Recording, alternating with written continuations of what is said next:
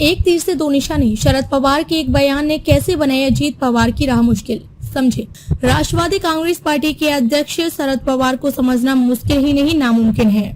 पवार को एक ऐसे नेता के रूप में जाना जाता है जो अपने प्रतिद्वंदियों को उनकी राजनीतिक चालों का पता नहीं चलने देते हैं। शुक्रवार को उनके एक बयान ने महाराष्ट्र के राजनीतिक हलकों में चर्चाओं को जन्म दे दिया।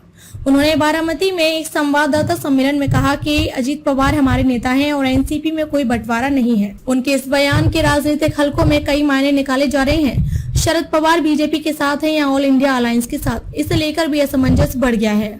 हालांकि वरिष्ठ राजनीतिक विश्लेषक अभय देशपांडे ने शरद पवार के खेल के पीछे एक अलग राजनीतिक अर्थ बताया है। सूत्रों की माने शरद पवार के ऐसा बयान देने के पीछे 2-3 कारण है। अजीत पवार ने राष्ट्रवादी कांग्रेस पार्टी के खिलाफ अलग रुख अपनाया है। पार्टी ने उनके खिलाफ अयोग्यता याचिका दायर की है। उधर अजीत पवार ने चुनाव आयोग से कहा है कि उनकी एनसीपी ही असली पार्टी है। इसलिए अब राजनीतिक तौर पर सोचे तो शरद पवार के बयान से सरकार में शामिल हुए अजीत पवार की विश्वसनीयता पर सवाल उठे। बीजेपी और शिवसेना यानी शिंदे गुट के नेताओं और मतदाताओं के बीच अजीत पवार की भूमिका को लेकर भ्रम बना रहेगा। ऐसे में अजीत पवार के लिए सरकार में एकजुट होना मुश्किल होगा। एनसीपी के साथ भी यही हो। नेताओं और कार्यकर्ताओं के बीच असमंजस की स्थिति कुछ और समय तक एनसीपी नेताओं और कार्यकर्ताओं के बीच असमंजस की स्थिति बनी रही। अगर वे यह तय नहीं कर पाए कि किस गुट में शामिल होना है तो अजीत पवार के लिए पूरी पार्टी पर कब्जा हासिल करना मुश्किल हो जाएगा।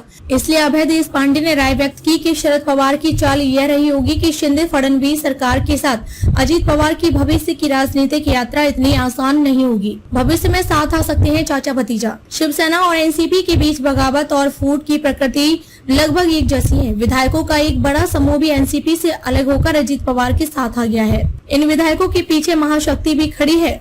हालांकि कई सालों का अनुभव और कूटनीति रखने वाले शरद पवार ने स्थिति को इस तरह से संभाला है कि अजीत पवार के साथ साथ अन्य नेताओं में भी असमंजस की स्थिति बनी हुई है।